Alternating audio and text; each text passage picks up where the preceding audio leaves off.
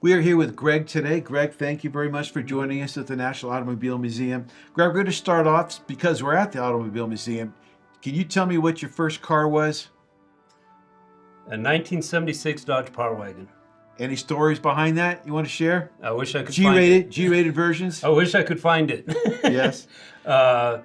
So I am old enough, and I'm assuming you are too. If you remember, in the late 70s, they said gas was going to be $2 a gallon. Mm-hmm. I couldn't afford to drive that at $2 a gallon. I was still like 17 or 18. So I sold it and bought me an F-150, which I never really cared for, but it was a lot better on gas than the Power Wagon was. We always remember our first car, though. But today, I do have a 2012 Power Wagon. Oh, nice. Nice. Greg, we're here to celebrate Veterans Day, and you're a veteran. Can you share with us what branch of the military you're in? I served in the Army National Guard. And what years? Forever. Forever. 1981 to 2012. Well, thank you. Thank you very much. Is there a particular story that comes to mind, anything, whether it be camaraderie or just something that you wanted to share with the people who are watching today, something that you can pull from that has a lot of meaning when you're in the service?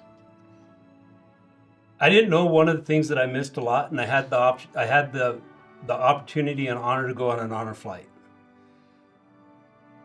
During the honor flight, I was with a Korean War veteran, Vietnam veterans, and current veterans, all on the honor flight. And sitting in the back of the bus as we rode around DC, and just listening to the bickering, and not bad bickering, to the ranting back and forth, and just teasing each other. I found that that's what I missed the most. Most of the camaraderie or the joking? Yeah, just the way they talk to each other, the way they interact with each other. And there you had Vietnam and current veterans working together. And that really put a lot together for me because I joined in 1981. So my mentors at that time were Vietnam veterans. And then I had the privilege of taking our young veterans to Afghanistan in 2011. So I got to go from one generation into another generation, and then having the opportunity to be on that honor flight with Vietnam and current veterans just kind of put it all together for me on how it doesn't matter what generation they come from. I mean, look at Tony. I get along with me and Tony have a great time together all the time. It didn't matter what generation you came from. Just a common bond. Yeah, yeah. So when I say the word veteran or patriot, what does that mean to you?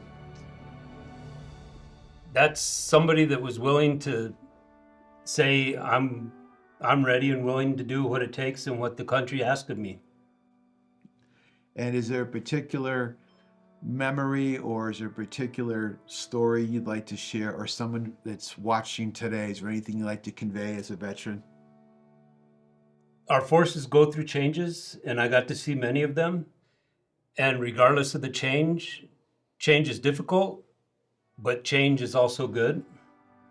And even in changing of how the military works today versus how it worked 40 years ago or 20 years ago, it will always continue to thrive and be strong. That's great. That's great.